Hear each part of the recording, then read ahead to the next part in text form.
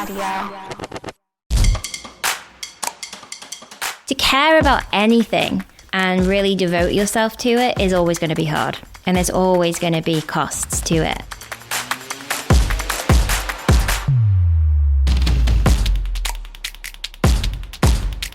Hey y'all, welcome back to the Struggle Climbing Show. It's me, Ryan. I am your host, and Hazel Findlay is back on the show, y'all. What is this, her third guest appearance?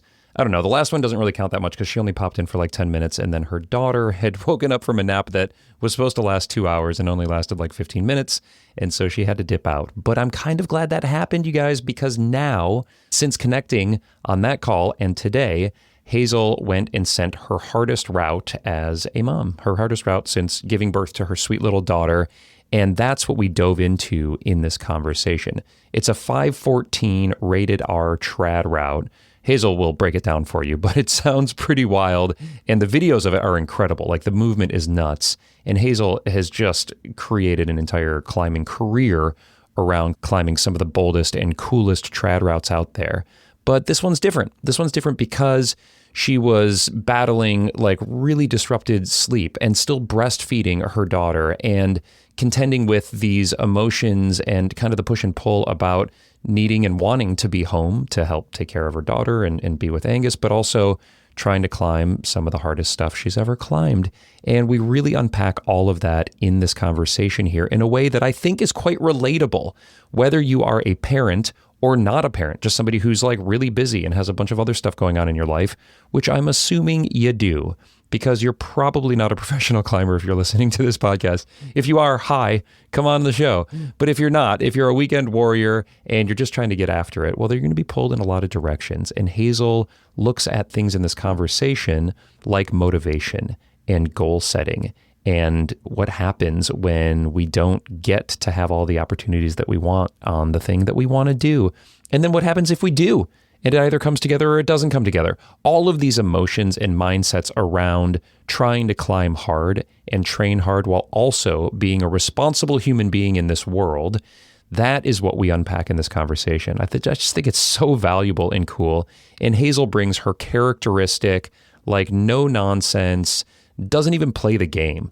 Like, I ask her kind of a leading question where I'm like, well, what did you learn by this? And she's like, I didn't learn anything. And then we talk about that. And I love that about Hazel. She just says it how it is. So I really think you're going to enjoy this conversation. On the tail end, I will loop back in and tell you about what I got going on. In fact, by the time you're listening to this, I'll probably either be on a plane or be arriving in Squamish for the Arc'teryx Academy. I'm so excited to be back. It is such a good time.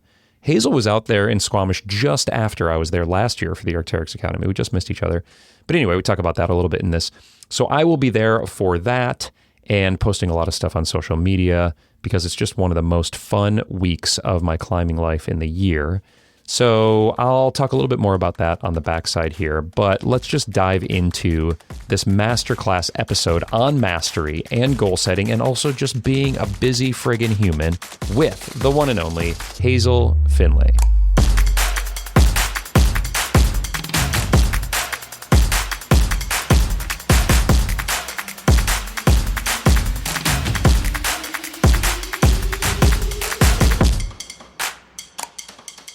Look at what I'm doing just for this, for us. Oh, great. I mean, I'm drinking tea right now, but I'm not actually drinking Yorkshire tea. You're not? Well, I'm drinking Yorkshire tea. Bengal spice. It's actually American tea. That's what's so funny. I mean, it's not American tea, but it's like, what's the brand? They're based in Colorado. I mean, Celestial teas. Oh, Celestial Seasonings. If you're listening, yeah. Celestial Seasonings, if you want to sponsor me, I'm giving you free shout out right here.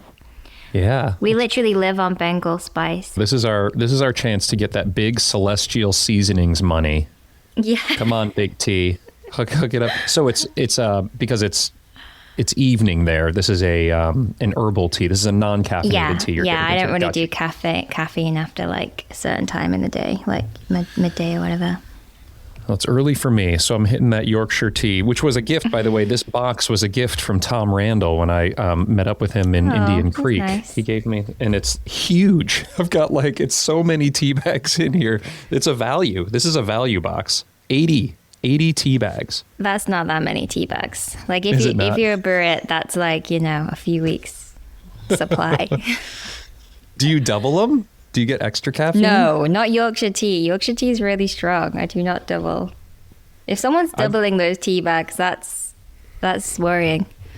I wonder where it compares to like a cup of coffee, which I don't drink coffee because it really makes me jittery. But when I have just a single brew of Yorkshire, I'm like ready to rip holds off the wall. So there's definitely a strong tea in there. For me, anyway, we could talk about tea for days. Yeah, I mean, why don't we we just do a podcast on tea? I'm open to it. We should. Now that Celestial Seasonings, this podcast is brought to us by Celestial Seasonings. We have to talk about tea. Contractually, we have to talk about tea for 5 minutes. Exactly. And you do milk, honey, milk and sugar? Yeah, I do oat milk now. Just oat milk in my tea, yeah. Very nice. Yeah. Well, we're off to a great start. You've got your American tea. I've got my Brit tea. And should we just jump in? You've got a kid. I got a kid. Yeah. Let's get to it. Yeah, let's do it. Well, first of all, I want to thank you for coming back on the show, because you were on the show just recently, but then, of course, you had to exit because your daughter was in need of some care. And so you and Angus were joining the pod, but then you ducked out, being the attentive mom that you were. And so we didn't get to connect about goals and goal setting. But what a fortunate little kind of circumstance here, because now we can talk through goals and goal setting and a million other things through the lens of this prodigy that you just sent. And congratulations, by the way. It just happened. That's awesome. Yeah, thank you. Well, let's talk a little bit about that. So let's tee it up for the listener here who maybe isn't super familiar with what we're talking about. And I don't even want to try to pronounce the name of the route, because I think it's Welsh, and I can't, it's like Gaelic and Welsh. I can never get it right. So why don't you share with us the name and maybe just a bit about the project and why it inspired? I mean, I have to say that I'm probably saying it wrong too. I'm not a Welsh speaker, but I think it's something like Immerahid. Okay, it sounds much better coming from you than... It means still here in Welsh, which is kind of like a like famous sort of like rally cry political motto here in Wales. Sort of like a Welsh nationalist rallying cry. A lot of your listeners might not know that Welsh is one of the countries of the UK. It has its own language, and a lot of people think that it's died out like the other Gaelic languages, but actually, like, if you were born in the area that we live in, like, you'll be Welsh first language. Like, my daughter will learn Welsh in primary school, and like all her lessons will be taught in Welsh and stuff. So It's still, it's kind of thriving, the Welsh language in this area. It's just, it doesn't really have a similar root to English, so it's very hard to pick up if you're not a native speaker. And then because everyone who speaks Welsh also speaks English, it's really hard to motivate. So I just know like a few little phrases just to be polite, but I don't speak Welsh. I imagine that like when Aliette starts school, then we'll both kind of start learning it a bit more. That's what I was thinking. You've got a couple of years here, but you're going to have to get a jump on it, because Aliette will be bilingual and you will not. And I'm sure it'll drive you crazy. Yeah, well, Angus already talks to her in French. So I feel like I'm having to keep up now in French too. Like, I think her French vocabulary is starting to surpass mine. Her speech is still pretty off, but she knows like all the body parts in French, and like I forget a few of them, you know. This is good. This is going to be an opportunity for continual learning for us. Our kids can always teach us things. You know, it's interesting. I did back when I was an actor, although sometimes I still do, but almost never. I didn't know you were an actor. I was in Los Angeles for 15 years or so. Oh, and cool. I was on a TV series for a while called Brothers and Sisters with a Welsh actor named Matthew Rhys, who's a very famous actor now. He's got this show called Widow's Bay, and he's on this show called The Americans that I loved. That was amazing. He's done a million things. And on set, he would talk. I mean, he had the thickest accent you could ever imagine. And then is he from South Wales? I think he's probably from South Wales, right? I don't know. Is Wales big enough now where people, not now, I guess it's always been, but like there's areas, so like people kind of like South London or whatever. So it's like there's areas of Wales now where I couldn't parse it out from where he's from, but it was a very the South Welsh accent is pretty different from the North Wales accent. But accents are like that in the UK. Like if you hear different bits of London, you'll have a different accent. Totally. Yeah, it's very interesting how it's like the entire country of America with our various accents is like London with their different regions. But it always just struck me because he had an American accent on the show. And so he would just speak with his normal American accent, sounding like me or whatever. And then, they'd be like, cut. And it would just be like the thickest accent would come out. And then he would speak in Welsh just to I guess, troll us, because obviously nobody in Los Angeles speaks Welsh. But anyway, that's very nice guy. And he always spoke so fondly of Snowdonia, Mount Snowdonia. Is that like the peak that's out there? Yeah, literally, I can see it from my window just here. Yeah. Oh, cool. I mean, it's more of a hill. No, it's a mountain, but if you live in real mountains, it's not a mountain. Right. Yeah. Actually, Aliette is going up Snowdon right now. There's a train that takes you to the top, an actual steam train. And her and Angus are sat on it right now. And she's really excited about it because she's kind of into trains at the minute. So, yeah, that's what I'm missing out on, Ryan, to be on your podcast. Oh, no. I feel horrible. Time that my daughter rides a train. Oh, my God. Oh, my gosh. This is terrible. Okay, now I'm highly motivated to make this Celestial Seasonings introduction happen. I'm going to make this worth your while. Millions of free tea bags coming your way, plus tariffs or whatever is happening at the time. Okay, well, then we really need to take this seriously. As I tend to do, just went off on a tangent there, but you were telling us the name of this route, which means still here, which is wonderful because this is a chapter in your life. It's kind of a new chapter for you as a mother, just pushing really hard. It's if I'm not mistaken, it's an E10 514 trad. Is that correct? Yeah. I mean, we can go into what that means a bit if you want. Let's. Yeah. So obviously American listeners don't have the E grade, and the E grade is different to other grading systems because it takes into account the seriousness of the route, what the kind of psychological challenge of the route is. But what's interesting about this route is that when people hear E10, they probably think oh, that must be a death route. But the way it works is an E10 could be really hard, it could be a 514 but reasonably safe, or it could be a 513 minus, or even a 12 plus, and be really dangerous.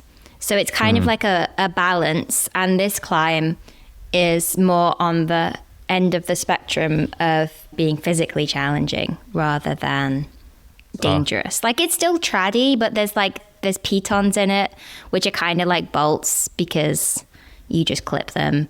And, it's not as nice as clipping a bolt, they're not glued in, they're just bashed in and they get rusty and stuff. But there's a bunch of them. But then there's this weird thing at the start where you kind of have to boulder up and place a piece, which adds to it a little bit. But most people have just been leaving that in. So, yeah, I mean, it's kind of funny. It's one of the routes in the UK where it would be much easier to call it 514BR. I think that for non-E grade listeners, I think that makes sense. So it's a mid 514 R-rated, meaning there could be some injurious or maybe potentially quite dangerous falls. Well, it's not an X. No, it's not an X. So your guys' system's R and X, right? So X would be it's more dangerous. You could maybe hit the ground kind of thing. Whereas run out is more you could take a really big fall and maybe come close to the ground, but you're probably not going to hurt yourself. That's kind of how I interpret. Magic line out would be 514 plus R. I think that's good context. I mean, look, for 99% of the people who are listening right now, these are not routes that we're going to be touching ourselves, but it puts us in the neighborhood of essentially where you were at mentally and emotionally and physically to take on a route, which is this is a very challenging route. And can you speak to that? Just when was the last time you took on a project of this scale or scope or difficulty, and what inspired you to take on this line at this time? So, I mean, I'd sport climbed to a reasonable level earlier this year. I did an 8B plus /C, which is a 514A/B. So, and that was for me, it was sort of proving to myself that I was kind of, I hate the language of back, but kind of that I could climb at the level that I like to climb at, where I feel good in my body. Yeah, postpartum. Yeah, and not necessarily, it wasn't even about recovering from birth. It was more about like the physical and mental demands that motherhood still places on my nervous system.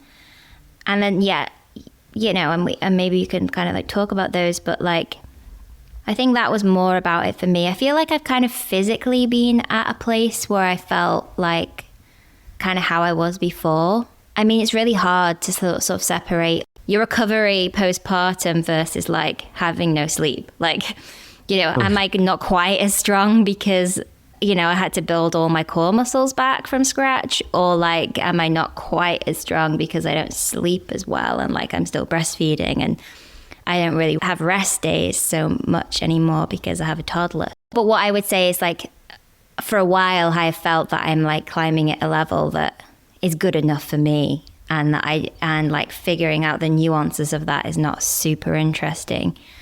But what was really challenging like about that sport climb is just like all the demands of a climbing project like that, like the physical and mental demands on top of like really bad sleep.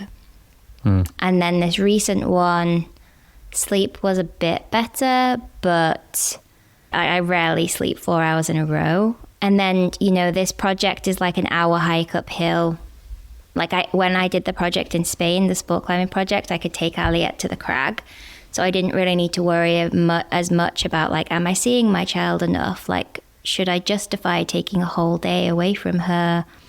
Whereas here, it's like she can't go to that crag. It's not appropriate for toddlers. Right. So yeah, so for me, like, yeah, the context of kind of like the recent climb is more just, yeah, more challenges, different challenges. Like when I set this climb as a goal, really I had a different climb for this year, but then half the crag that the climb was at fell down. Oh. So the route is still there, but like the whole area is kind of sketchy now.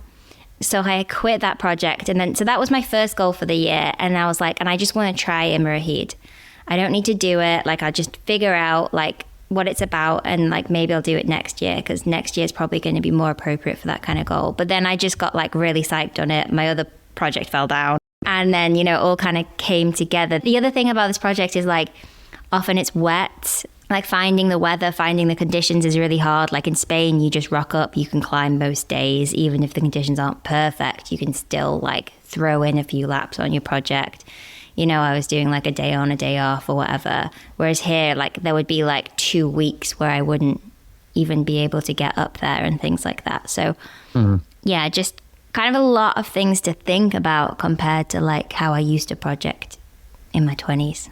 Which I think is exciting as a fellow parent, although not a mother. And certainly I recall when we had our child, we have a biological child and an adopted child. And when we had our biological child and my wife was breastfeeding and then she had like challenges with breastfeeding. And so she was pumping and it was just like, for sure, I think there was a full like year and a half where she didn't string together more than a few hours of sleep in a row.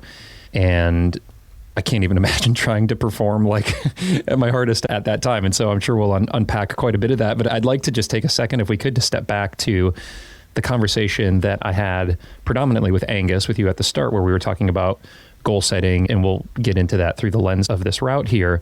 But as you might recall, I messaged you afterwards and I was like, I don't know what I am as a climber anymore after this conversation, because basically I haven't actually listened to that conversation. Angus kind of gave me the breakdown of it, but yeah.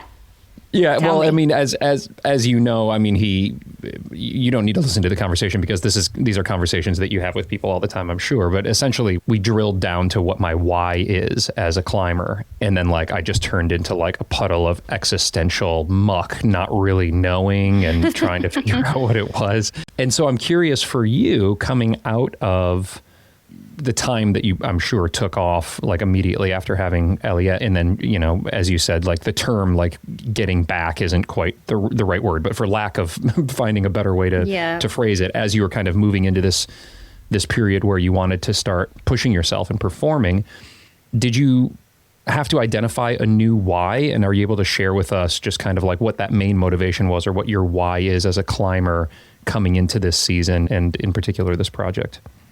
Yeah, I mean, I kind of think with these questions like this, it's like, you know, how many layers do you want to peel back, you know? Because like one of my big whys, I guess, like to put it really briefly is just like mastery. Like, I want to master climbing. This is the thing I've chosen to dedicate a lot of my time and energy towards.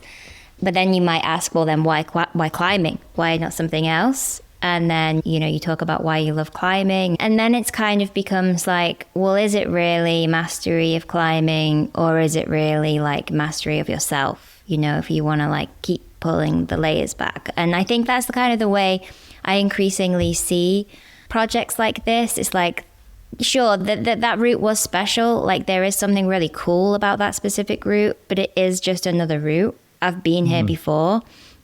But the things we learn when we like pursue something that's difficult, they don't end.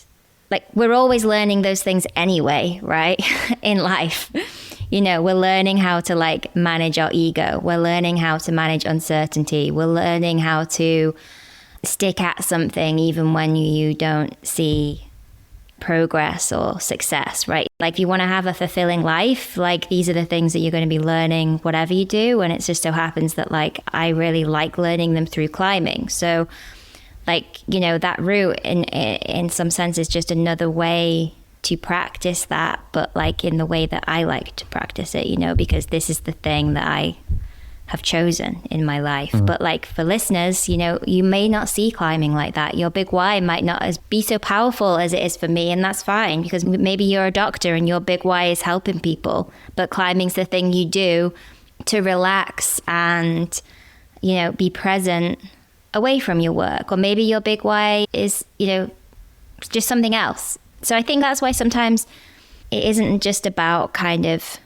looking at what other people do and kind of mimicking that or copying that, but really just like asking yourself like some of those questions. I'm interested, Ryan, like, did you find your big why? Like, did you reflect after the coaching conversation? And no, I'm not doing it, Hazel. I'm not doing it. I already was on the couch with Angus that we're talking about your route, your process, your goals. I think that's called deflection.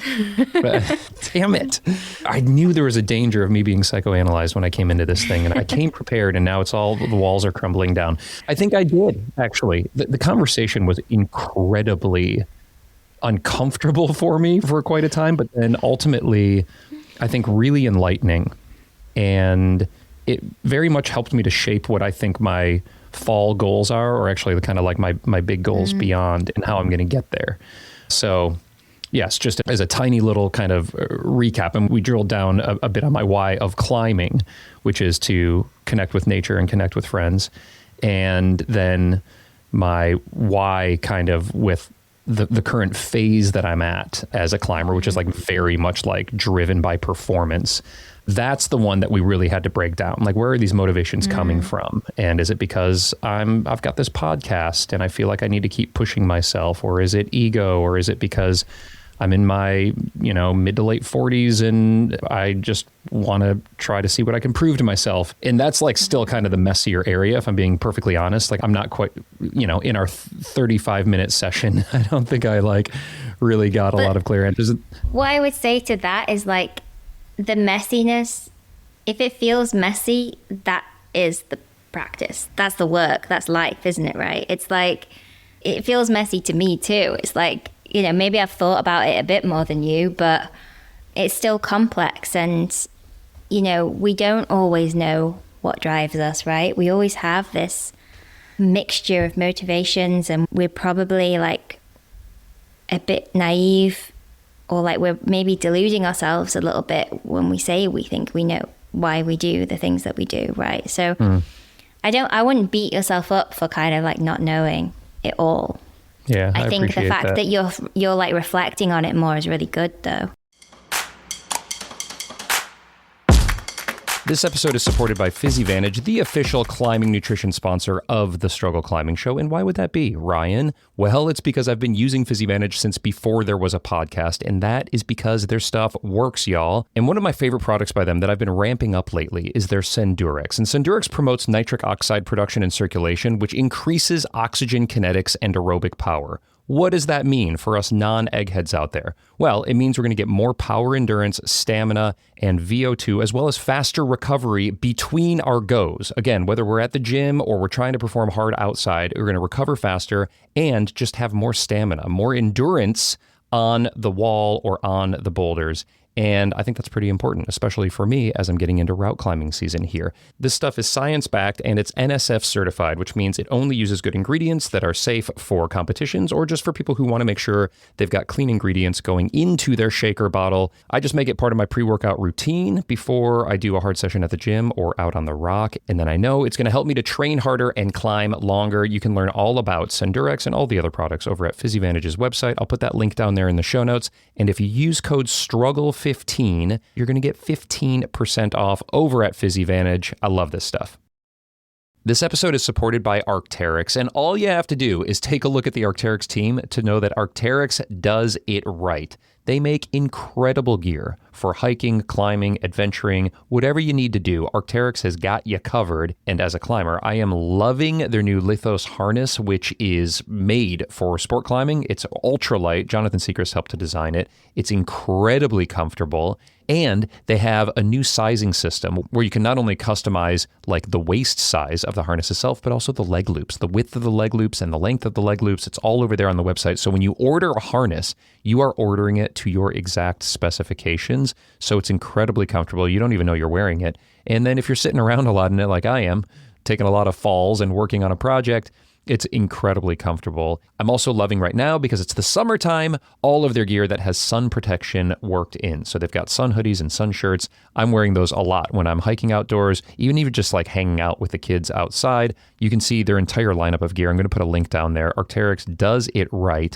And if you have any chance to get out to Squamish this August, the Arc'teryx Academy is happening. Their pro team's going to be there. They're doing clinics. There's a main stage where Chris Kalous and I are going to be doing some podcast interviews live, doing some giveaways, and then screening films. It is such an incredible event there in Squamish at the end of August. I'll put a link down there for the Academy as well, and I hope to see you out there.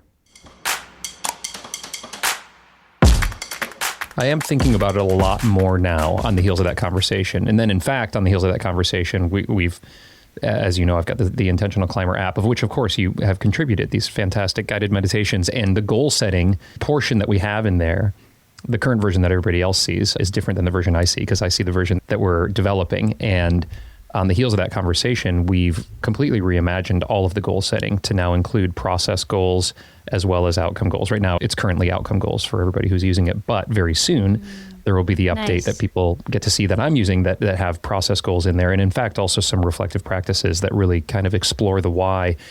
And yeah, so I'm thinking about it a lot now, and it's really shaping the way that I'm setting my kind of plan for the fall and the routes that I'm going to explore here at the Red River Gorge. So yes, I appreciate that. I'm excited. Maybe we'll do another follow-up on that at some point in time, but I really do want to try to keep focused here on this process. Yeah. That's all right. But I pulled some quotes from you because you kept us updated a bit on the process that you've been going through on Instagram. And there's two quotes here that stand out. You said, "How do you care about a goal without letting it consume you?"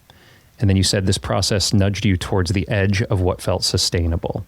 I guess those are two different things. Maybe one, we can focus first on how you set your goals and kind of the process as well as the outcome goal on this. The outcome goal, I guess, being the send of the route, but maybe there were some mini outcome goals along the way. But yeah, and then we can talk about kind of physical and mental training that got you to the ultimate outcome, which was the send. So first, how do you care about a goal without letting it consume you? That really was quite interesting to me. Could you explain a bit more about that? I think there's a lot under that, really. This is the problem with social media. But, I think maybe another way of putting that would be like, how do you care about something without like losing yourself and your values along the way? It's like sometimes when we want something so badly or we get too attached to an outcome, like we forget our big why, which our big why is going to be coming from our values, right? So like if your big why is nature and friends, and then you pick a goal and all of a sudden you don't give a shit about nature and friends anymore, that would be like the goal consumed you. if you're like, I hate nature and like, I don't give a shit, but like, I'm going to fuck over my friend to get an extra go on this route. It's like you've kind of betrayed your own values a little bit. You've kind of lost sense of who you are and yourself. And I think that we see climbers do that, actually. It's not that uncommon, even in just really like subtle ways. So yeah, I think that's one of the things that I really practice when I come to a project. It's like, I'm usually like pretty motivated and like really want to see the project through to the end. But I don't want to see it through to the end in a way where I look back on that journey and be like, was that even fun? Was I still a good mother and wife during that process? Was I still a good friend? And if like there's question marks around those things, then it's like, well, was it even worth it? If you're like curing cancer, maybe it was, but like I'm just climbing rocks. So, and then part of it probably comes back a bit to like Buddhist philosophy or something, right? It's like, how do you just not get too attached to the things you want in life? It's like you need to be sort of somewhat attached, or not. I mean, maybe Buddhists would argue you don't need to be, but at least you need to have some kind of drive.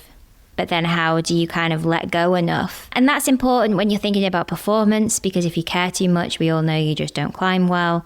But I also just think on a deeper human level, it's like when we care too much, when we hold too tightly to the things in our lives, that's when we tend to like crush them. Yeah, that's an apt metaphor, I think. And something that I think climbers who are driven, regardless of the level at which we climb, can quite relate to. Like sometimes the goal or the outcome or just the project, if it were, can really consume us. And it can kind of become not fun at a point. But then there's also this sense or this question that I have in myself, which is like, is that kind of necessary in a way to do really hard things? And you wrote something in a separate post that really stood out to me. I'm going to just keep quoting you here because it's easier than me coming up with original thoughts. And that is, you said, we choose ambitious goals and then somehow become frustrated when they refuse to come together easily. The practice is to keep returning to the struggle rather than resisting it. I picked the climb because it's hard. I love that you use struggle in there. That's really good branding for me, so I appreciate that. So like there's this thing that we have to hold simultaneously, which is like we want to do something really hard, maybe the hardest thing we've ever done. And there's going to be discomfort in that, and maybe, some friction, some not liking the process, but then we don't want to let it consume us too much. It's a bit of a balance. You even wrote somewhere that it pushed you to the edge or nudged you towards the edge of what you felt was sustainable. So, I mean, we don't have to keep speaking in kind of hypotheticals here. Like, just what did you learn in this process, and how did you try to keep all of those things in check, if you will, as a mother, as a spouse, as a professional performance climber? Like, what were your big takeaways from this experience on this route? I don't think I really had any like novel takeaways. Maybe I have for your listeners now. There's things I can talk about that maybe they haven't heard me talk about before. There could be new ideas for you guys, but like for me, nothing really new, nothing like neat came up, like a new takeaway. But I think honestly, in some ways that was the takeaway, because it's like, this is just me just showing up. It's like going back in the arena again, right? And it's like, the practice didn't end because I stopped having takeaways from the routes that I do, And I think that's the difference between like learning like these like explicit things that we can like grab and take away. And it's nice when we can be like that, like I learned how to knee bar better, or like I learned that, it's important to take a goal lightly. But, I've been climbing for 30 years now. And like a lot of those explicit learnings, I don't get them anymore, right? I've learned them, I've been there, I've done that. For me, it's practice, it's mastery. As I'm going back, I'm still refining my craft. And just because I'm not putting my finger on what the takeaway is, it's still practice. And I think, what you said before of like, kind of want to come back to that, of like, you said it's this balance of, you want to care about your goal, but we don't want it to consume us. But at the same time, you said something like, maybe it's necessary to have it consume us a bit, right? Maybe it's necessary that there's going to be some costs. There's going to be some discomfort. And I think you're right.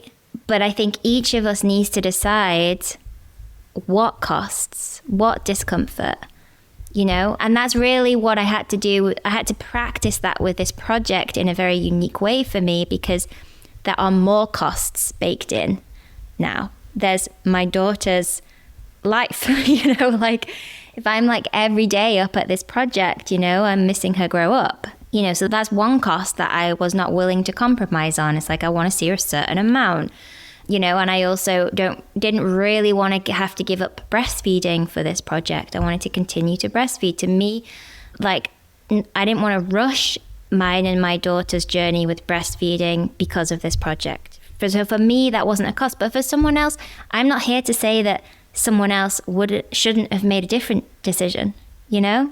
It's like our relationships with our goals are very personal. Some people are very, very driven and they don't care that much about collateral damage.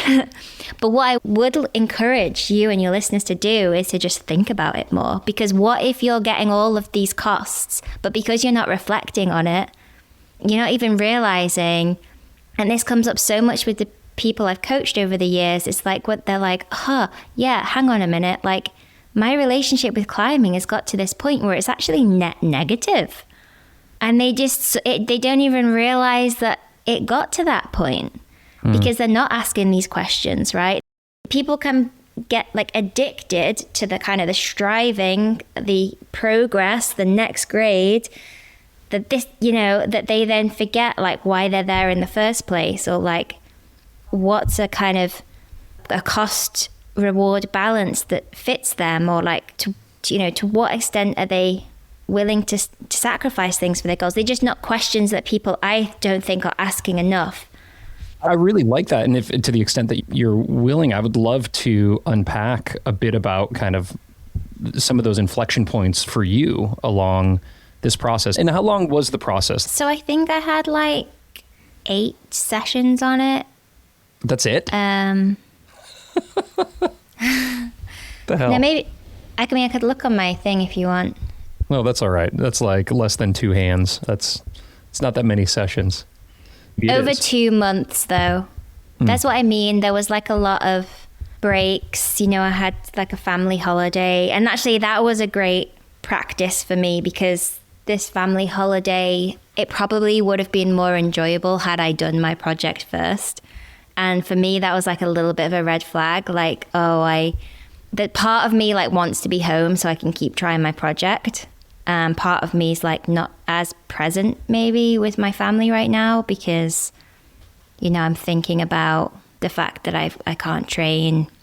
And then we had like a thing with some friends as well. So that's the thing, is when you're involved in a project, like I think the mental effort, it really follows you home. Yeah. You know, it's on-site climbing, just going climbing.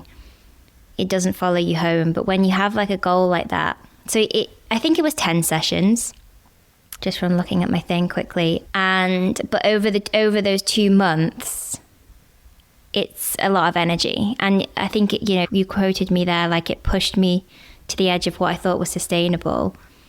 That was primarily just because of sleep and breastfeeding, and like from a kind of nervous system level, I think that I was pushing it quite a bit. You know, I started to get like, you know, I've got really bad elbow tendonitis, for example. And like, I've just not been able to kind of like put all the energy or make just the mental space to sort out this elbow tendonitis. So it's like, you know, even just things like that. Or like I was getting this knee issue, and, you know, I did like a blood test thing, and like, you know, just to check everything was okay and stuff. And like my cortisol was really high, which is like what happens when you don't sleep well enough and stuff. So it's like, it was sort of doing this project at a time where like physically and mentally it was like kind of a difficult moment, but it's British summer. So. Right. I did see that there were some posts about the heat. There's like a random like heat wave that came in early in the season. And yeah, I mean, you know, that's the deal with outdoor climbing, especially British outdoor climbing. But kind of aside from a couple of those things, was it, as you reflect and you kind of zoom out and look at the 10 sessions, was it a fairly linear progression towards topping the route? I believe the crux is right near the top, if I was reading correctly about the route. Or was this an unpredictable process where it could have gone on session 3 and then didn't? And, just what was that 2-month journey like? Yeah, I did see good progression most sessions, but I remember sending my coach a voice memo after like session 3, and I was like, yeah, I could do it next session. So it's definitely one of those routes where it I think because it's like 2 power endurance sections with a good rest, it's like because you can do each of those sections on their own quite okay. And you think, I'll be able to recover okay at the rest. But then somehow you kind of don't recover exactly how you want to at the rest. And then, of course, conditions, blah, blah, blah, you can just spend whole days up there with the conditions not being good. So it was linear in some respects, but it was also mentally challenging because I kind of thought that it would go down sooner. And I think for me, that was more mentally challenging because I was putting these things on hold in the rest of my life. I really want to night wean Aliette, but have her not feed in the night. But I didn't want to mess with anything. I didn't want to get worse sleep because I'm probably going to get worse sleep for a bit before it gets better. And It also might mess with my hormones. And so I also want to potty train Aliette. There's just lots of things in my life that I wanted to do. So I think that's really hard when you have a project and it's you're enjoying your time up there. I could keep going up there. I love it up there. But having a project is still a burden. I think whatever way, it gives you energy in some ways, but it is a burden. It is a hard thing to be doing with your time, a climbing project, I think, if you take it seriously. And I would argue that you're probably lying to yourself or you're just like a 20-year-old who doesn't have any responsibilities, and then it's not, the costs don't really matter, which, a lot of my climbing was like that, so. I want to talk about training for a second here. And y'all, I think one of the biggest lies that we tell ourselves as climbers is that if we just climb more, we're going to get better. And while sometimes that happens, if you've been climbing for a while, you know that it's not always true. You can put in a ton of sessions and still feel stuck. And that is exactly why Jeff and I built Intentional Climber. The goal wasn't just to create another training app. There are plenty of apps out there that are going to tell you what exercises to do.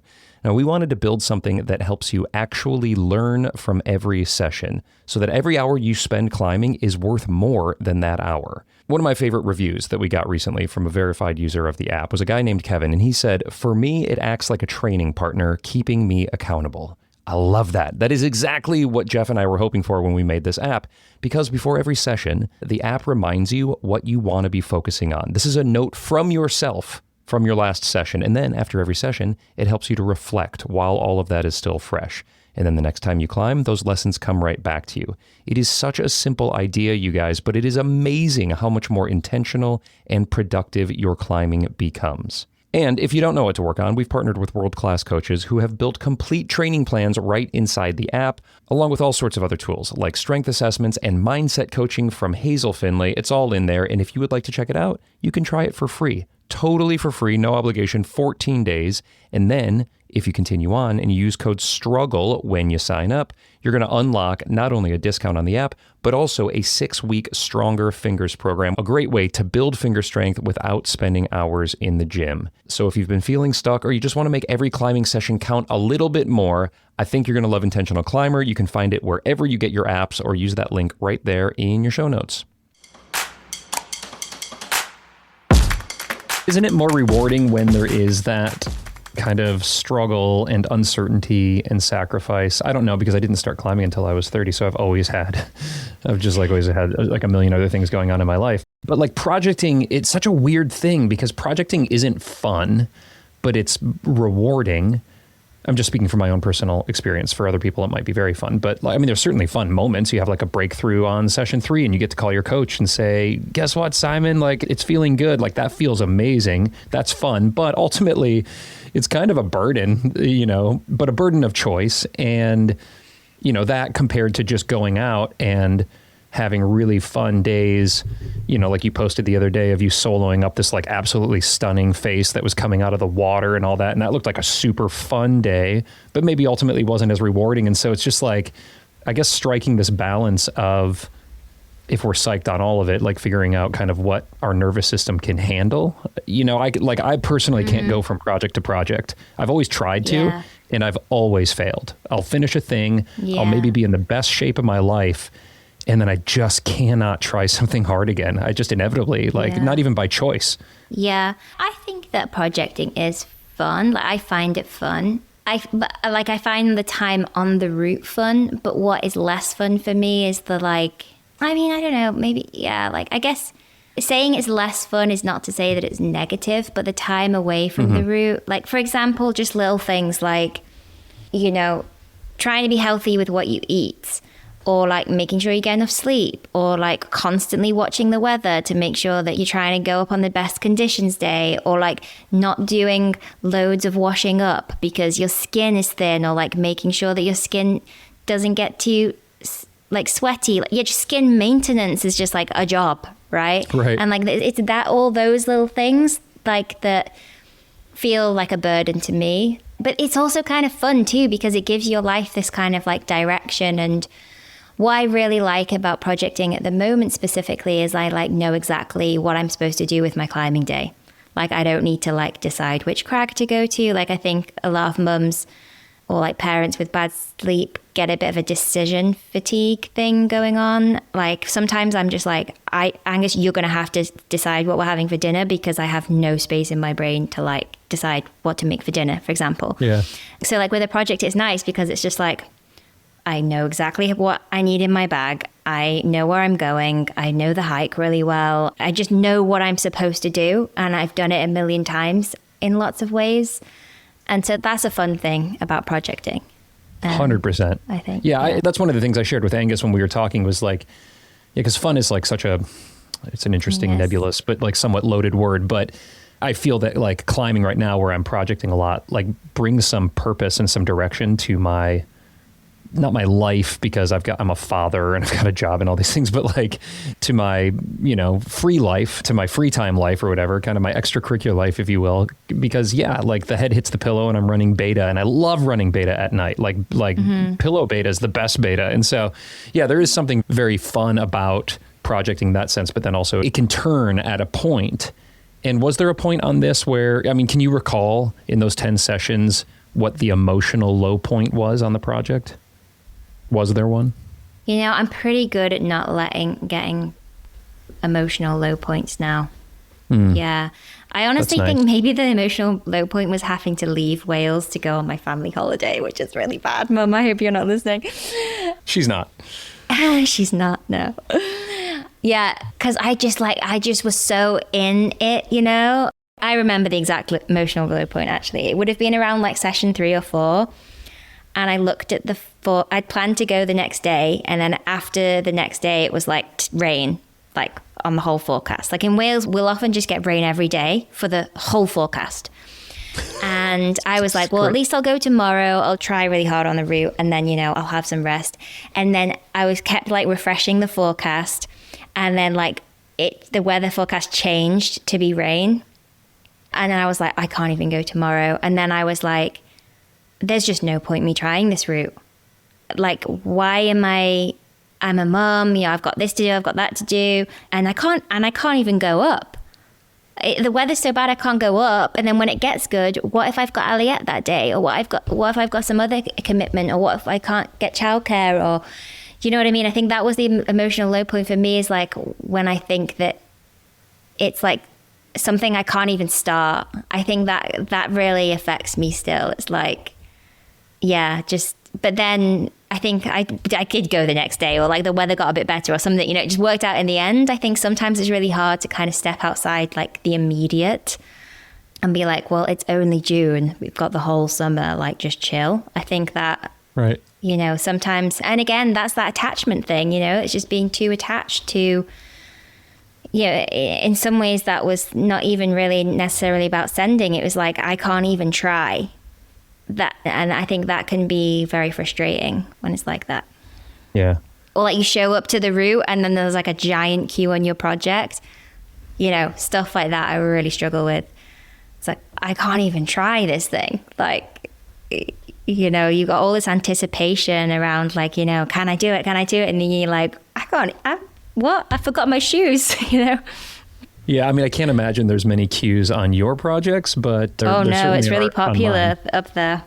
Oh, yeah, is it? super Oh, popular, interesting. Yeah. I mean, it looks really cool. Let's dumb things down for a second and just talk about the climbing if we could, because the videos that I saw that you shared, I mean, it looks like a low boulder problem with this crazy big kind of cross move with a high left foot, and it looks punchy. Like it doesn't, when somebody says, you know, it's a hard trad route, and then I look at the video on this, like it looks like a really hard kind of punchy sport route to me. Yeah, there's like a really hard boulder at the start, and then you like rest a little bit, you place some gear, and then what's really cool is like your next piece of gear is like a few meters above you, but there's no holds. So you kind of quest out to the right, like away from your gear, and then you quest back above it. So you do this kind of like giant loop of climbing.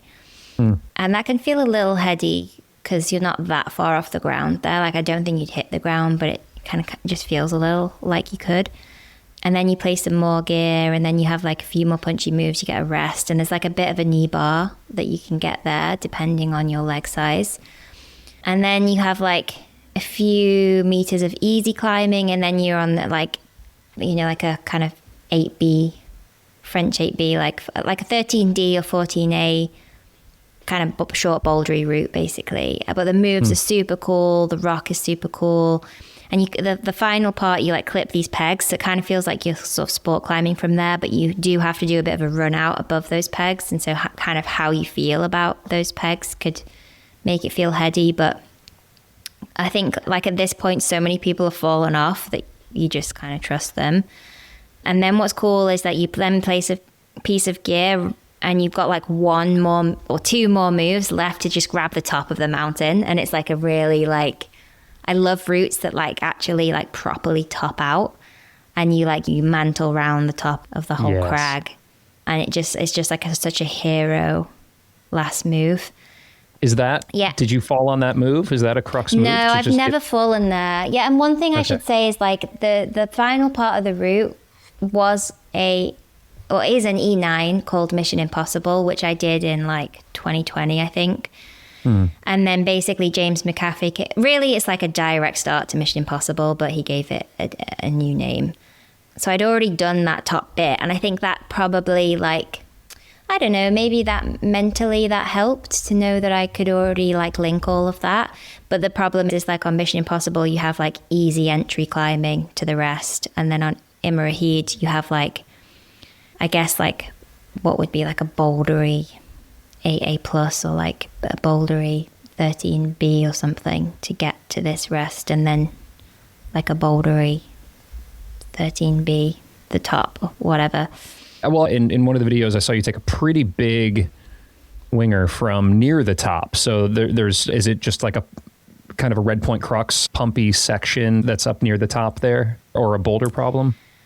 Yeah, it's a long boulder problem, and depending, what's quite cool about the route is like people have different beta, and that was quite interesting in and of itself in a way, because I ended up just doing it exactly how I did it originally when I did Mission Impossible, but like quite a few people have found easier beta since I did the climb.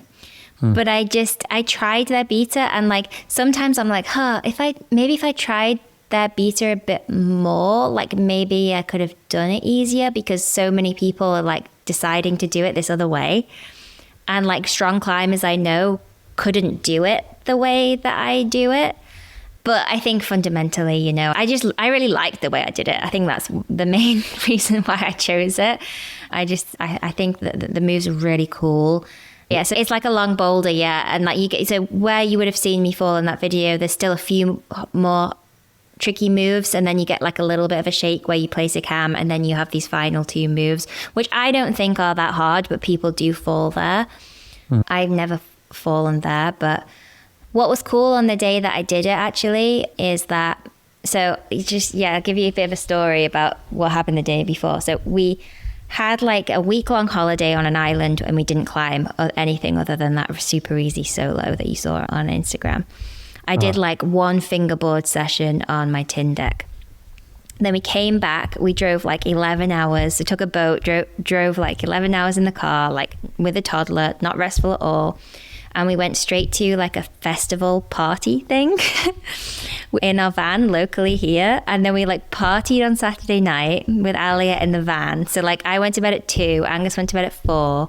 Oh God. And then like I woke up at 7 with Alia and was like up with her through the night. So I got like barely any sleep. But the next day on the Sunday, I was so exhausted because I'm exhausted a lot of the time anyway, but then like to go to bed late, I was like so exhausted. So that was a Sunday and I was supposed to go up on the Monday. And on the Sunday, I was like, Angus, I am so tired. You're just going to have to take Alia in the night. And if she screams for me, like I'm just going to have my AirPods in and like I need to sleep. It was like, I don't often get to that point, but I was like, I'm going to have a mental breakdown if I don't sleep properly. So he took her in the night and I slept from like 10 p.m. till like 3:30 or something, which is like the longest stretch of sleep that I had in like over a year. And then I woke up and I was like, oh my God, my baby, I should check on her. And she had like really struggled, and Angus even had to like go downstairs with her and like do Play-Doh and stuff. But then I like took over and I slept some more. And anyway, it was like probably some of the best sleep that I'd had.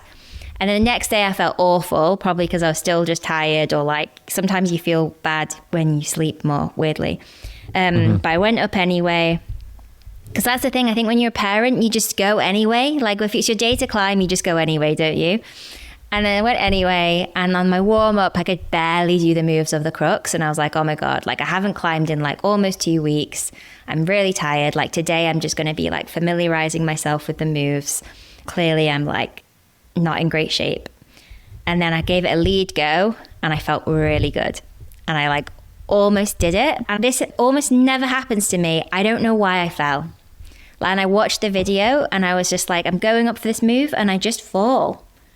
And this never happens to me. And I was like, I think I'm not trying hard enough, which I never say to myself. I pretty much always try really hard. And I don't know if it's because I was tired or something like that. And then it's something else. So then I was like, but now I'm really tired. I know I was really tired today. I'm just going to go home. I want to see my baby. And like I was with my friend, and there were some other friends there. And I was like, can you get a lift back with them? Because I want to go home. But the conditions were super good. And I was like, you know what? I said to myself, is there a chance that you can do it next go? And I was like, I think there's a chance. And then I was like, okay, I should stay. So I gave it another go, and that's the go that I did it. Before I did it, I said to everyone, and this is so funny, I've never done this either. I said, when I get to the crux, can you all cheer really loud and like cheer me on, shout, because I think I need this. I'm missing something from my efforts. And so they all were like shouting and cheering when I got to the crux. That's so good. And then I just let out this enormous power scream. And like sometimes I feel like I have to power scream in order to do a move. And I think that was one of those moves. I had to power scream. And then, did it. Yes. Let's go. I love this. Yeah. Oh my gosh. Hazel. So I almost didn't go that day. I almost didn't give it a second go. And it was like so unlikely that I would have done it that day, given the kind of like the previous weeks of my life. So yeah, it's just funny, isn't it, how it works out like that sometimes. Yeah, it's so good. I love it so much. I love that like 5.5 hours of sleep for you was like a huge amount of sleep. It's like the worst night's sleep for most people ever. And in a row though. Like I usually get right. at least 7 hours sleep, but it's like in 2-hour chunks. You're so in tune with your mindset. I might be connecting dots here that aren't actually connected. But just what comes to mind from that is like when I sent my hardest sport route, it was my first Red Point go of the season. And I was like, let me just check in to see where I'm at. And I just went from the ground to the top. And, there was just no expectation. I just there was nothing even in my mind where I was like going to really send until I kind of got to below the last crux. And I was like, actually, shit, like I feel pretty good. This was different. Obviously, you had that go before where you almost sent and you thought maybe you could, but you also had like a good bag of excuses on why maybe you wouldn't send. And do you think, did that put you in that kind of similar mindset like I was, or do you not necessarily need to trick yourself like the rest of us do because this is something you've devoted your life to working on? Yeah, no, I do. People often say that to me, but for me, I can't think of times when I'm in that psychological boat of like, I'm just going to go and see. Mm-hmm. I definitely wasn't in the camp of like, I'm scared to fail. So then on the go, when I think I won't do it, I somehow unlock new performance. It's almost like I needed to tell myself that I could do it that go in order to try hard enough and to like really focus my attention. So I think I was more in that boat on that climb, because a lot of people ask me that of Magic Line, like, I did it last day of the trip, storm coming in the next day, blah blah blah. Like, was the pressure off because the chances were low? But in my mind, it was like, no, I can do this, and this is my last chance. It was like, I was trying to tell myself that it wasn't my last chance and that I could come back next year, but like, the pressure was on, and I think maybe it comes with experience. Like when you I think people who've climbed for longer kind of know a bit more about when they really can do a climb and when they can't, maybe, I don't know. And, that's why I stayed, was because part of me was just like, I know that it's possible, I can do it now, but I can also come back another day and do it. I'm telling myself things like that, and I think one of the things for me on that route was like, the main reason I wouldn't have tried again is just to manage my general like nervous system fatigue of my whole life. I'm not going to like try the route 3-4 times, because that could like, I could need like 3-4 days rest from that then, So I think it's like a lot of my days up there, I was managing just that general load of everything, I suppose. I mean, you actually had the foresight to say, hey, group of friends, when I hit this section, like I want you to really like send some energy up my way. So you even identified what you needed or what you felt you would need in order to give yourself the best chance to do it. And it worked. And you said like, this is something that you don't typically do. I've never ever asked my friends to cheer for me before. That's so usually interesting. I don't have that problem of trying really hard. I think I was just, there was something about the way that route is and the way that move was and the headspace that I was in that day. I think I was a little sluggish or something, and yeah, it's interesting. Yeah, I think it helped. Yeah. I love it. I love like a bunch of like vocal positive support from the crag.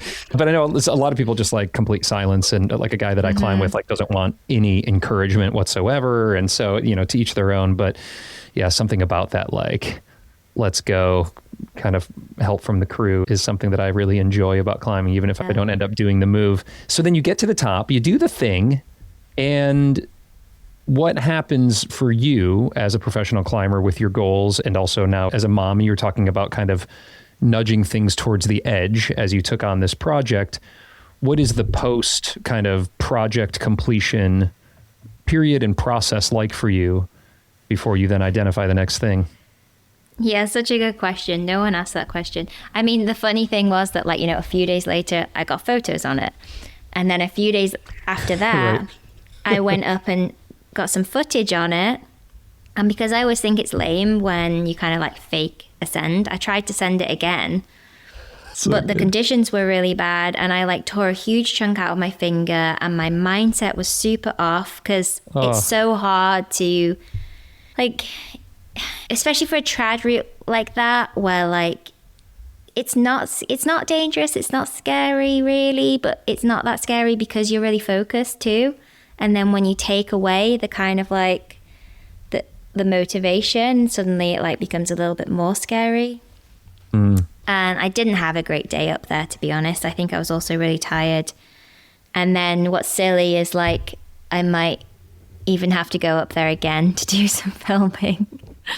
So that's the thing, is that sometimes that's really fun going back on a climb because it feels like this old friend. You're like, I mastered you, but here I am, like, visiting an old friend again, look, this is a nice bucket. I remember you, like sometimes it can be fun. But I think for me at the moment, it's kind of a bit draining to have to do that just because I think I am ready for some rest, honestly. Mm-hmm. So there's that part of it, the professional part of like, actually, you might have to go back on the route a bunch again and maybe even try and send it again. But then also I actually just wrote a newsletter about this. So if your listeners are not familiar with our newsletter, just shameless plug, we have a newsletter and we talk about stuff like this in the newsletter. And it's wonderful. I will say that. Like, I read almost zero newsletters, but I read all of yours. Yeah, the most recent newsletter I wrote was like how to think about your goals once they're done. Because I think we're so busy like planning our goals and then, we're thinking about the process and like how to balance with the outcome and blah, blah, blah. But then it's like, what happens once you finish a goal and how do you reflect on it like right after you finish the goal? And then how do you reflect on it like weeks, months, even years afterwards? And I like often find that the sort of the weeks after a goal for me are like not a downer, but like, it's funny, I do so much work on my mindset around the process that sometimes I still think that the outcome it's like, it doesn't feel as good almost somehow as it used to. Not right away anyway. I mean, well, right when I did it, I felt awesome. Got to the top, you're buzzing, aren't you, when you do a climb like that. But then, 4 days later, like, oh, I think it's always just like that a bit with things in life where you think that when you're on the other side of it, life is going to be easier, life is going to be rosier somehow. And I just think that's always the trap of goals, is that I often find that it's not, because if you were really there for enjoying the process, then now that's just over. So you're it's maybe just a bit sad, that you're not in that thing anymore. So yeah, it can be funny. And, I think that can happen with athletes who work really hard towards competitions and things like that you have all this direction and focus and then all of a sudden it's just over. But yeah, I wouldn't say, that it's been sad or anything. It's just sometimes it's like, oh, it's not quite what I expected.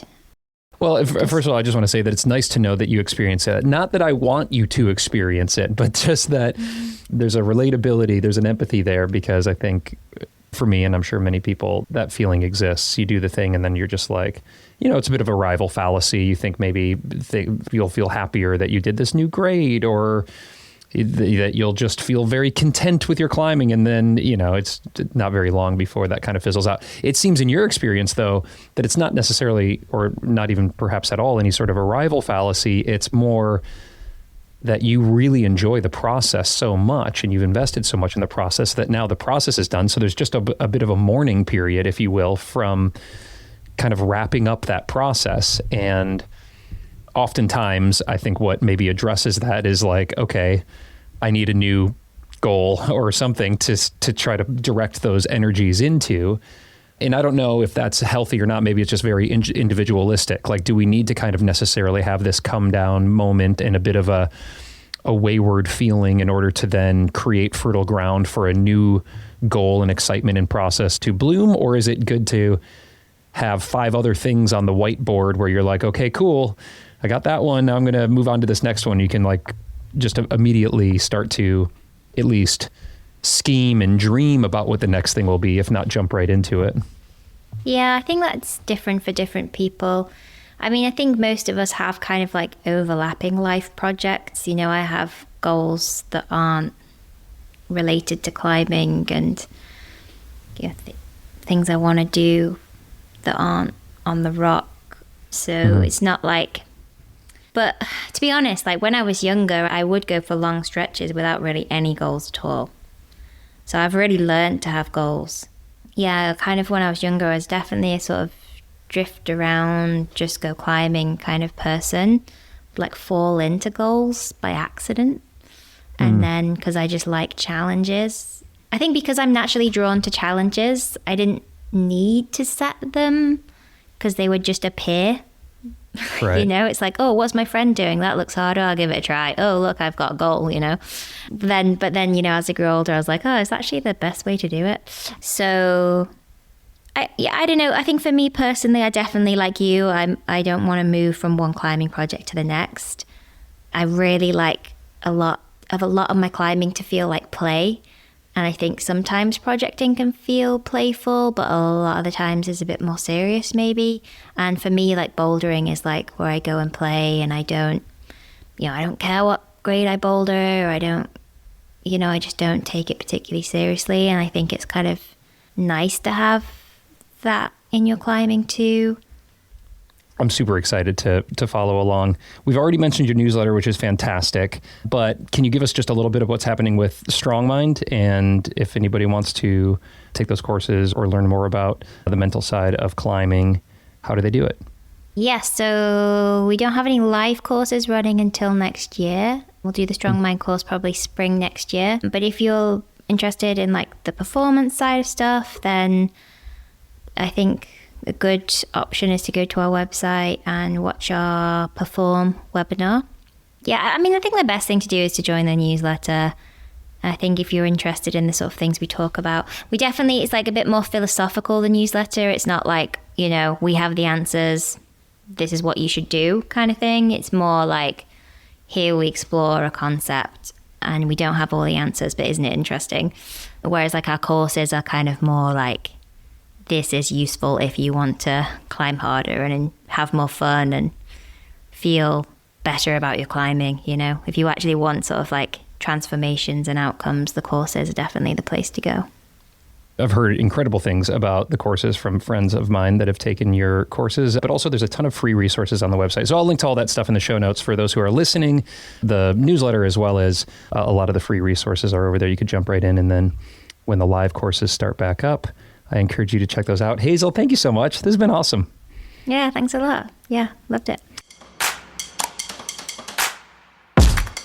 Well, all right, y'all. That wraps things up with Hazel Findlay. Hazel, thank you so much for just opening up and bringing your candor, as always, and honesty, and also just some really unique and interesting insights in this conversation.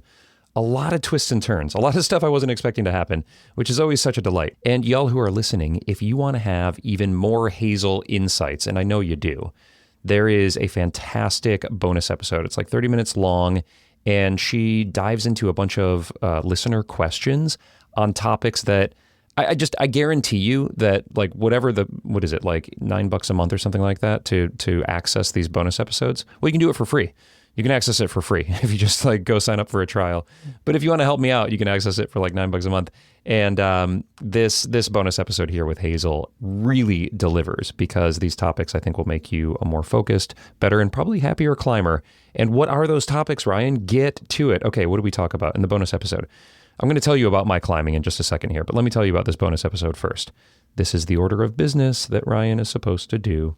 So we talk with Hazel about fear of judgment by other climbers, specifically like being at the gym and trying something hard or whatever that's relatively hard for you, and there's other climbers around who are watching. We talk about it like if you're on like a kilter board or a moon board or something like that at the gym. That happens to me all the time. And Hazel's got some really practical ways to diffuse those feelings and actually encourage you to not only try hard, but try harder, because it's going to help you in life. That was a question that I really liked, how we dove into that one. What else do we talk about? We talk about how climbers sabotage our progress without even knowing it. What are we doing? What are we doing to hold ourselves back? How climbing can prepare us for life's bigger challenges. Real talk for parents of kids under 3 years old. This is good. If you got kids under 3, she's got some wise words for you there. And lastly, improving mindset around clipping and like scary clips.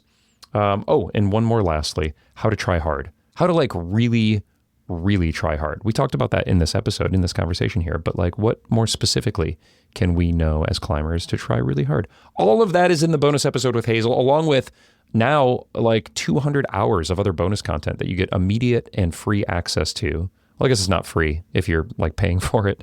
Well, it's free if you get the free trial. It's free and immediate if you get the free trial. And then if you stay on as a Patreon supporter or Apple subscriber, it helps me to keep making these shows. And then you get 200 hours of bonus content and pro clinics and all that good stuff over there. I really appreciate your support. Okay, what else? What else do I want to talk about here? Okay, my climbing. Hey guys, a switch flipped and now I feel really good. I don't know what happened.